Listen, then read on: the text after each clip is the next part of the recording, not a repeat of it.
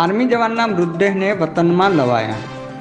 સાબરકાંઠા જિલ્લાના ઈડર તાલુકાના જુમસર ગામના આર્મી રેજિમેન્ટ ખાતે પૂનામાં ફરજ બજાવતા જવાનનું મોત નીપજ્યું હતું, જેઓના પાર્થિવ દેહને વતનમાં લાવવામાં આવ્યો।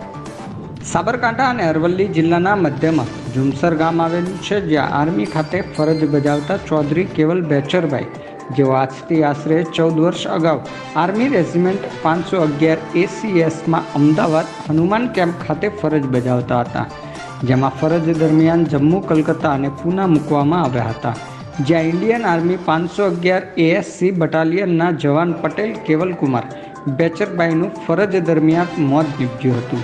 તેમના પાર્થિવ દેહને પોતાના વતનમાં લાવવામાં આવ્યો હતો, જ્યાં દેશભક્તિના શૌર્ય ગીતો અને ભારત માતા કી જયના નારા સાથે લાવવામાં આવ્યા હતા, જ્યાં સગા સંબંધી ગ્રામજનો દ્વારા પુષ્પવર્ષા કરવામાં આવી હતી। આર્મી જવાનના મૃતદેહને માદરે વતનમાં લાવતા સમગ્ર ચૌધરી સમાજમાં શોકની લાગણી પ્રસરી હતી। ખૂબ મોટી સંખ્યામાં ચૌધરી સમાજના લોકો તેમજ અન્ય સમાજના લોકો પણ સ્મશાન યાત્રામાં જોડાયા હતા।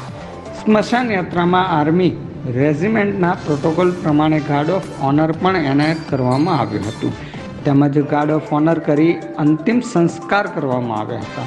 ધવલ ચૌહાણ જવાન અમારે એક્સપાયર થઈ ગયા છે, એમને બહુ દુઃખ થાય છે, કારણ કે ચાલુ સર્વિસમાં એમને મેડિકલ તરફથી એને મગજમાં નસ ફાટી ગવાનું એવું ડૉક્ટરને કહેવાનું થાય, એના લીધે અત્યારે અમે અમારા અમદાવાદથી એમને ઘરે પેલો કરવા માટે અગ્નિ સંસ્કાર માટે મોકલેલા છે, 1 GSU और 8 જવાન। તો અમે ગામની વિધિપૂર્વક પેલું કરીને અત્યારે પાછા જઈએ છીએ। સાહેબ, શું નામ હતું વીર જવાનનું? કેટલા વીર જવાન પટેલ કેવલસિંહ બચ્ચુભાઈ બેચરભાઈ, એમની સર્વિસ થઈ ગઈ 16 વર્ષ। સાહેબ, રિટાયરમેન્ટની વાત છે, રિટાયરમેન્ટ લેવાની તૈયારી હતી? હા, રિટાયરમેન્ટ 1 વર્ષ બાકી હતું અત્યારે। Okay sir, thank you. દર્શક મિત્રો, સચોટ સમાચાર માટે જોતા રહો TV24 ન્યૂઝ ગુજરાત। અમારી ચેનલને લાઈક કરો, શેર કરો અને સબસ્ક્રાઇબ કરો, જેથી અમારા લેટેસ્ટ ન્યૂઝ આપ સુધી પહોંચતા રહે।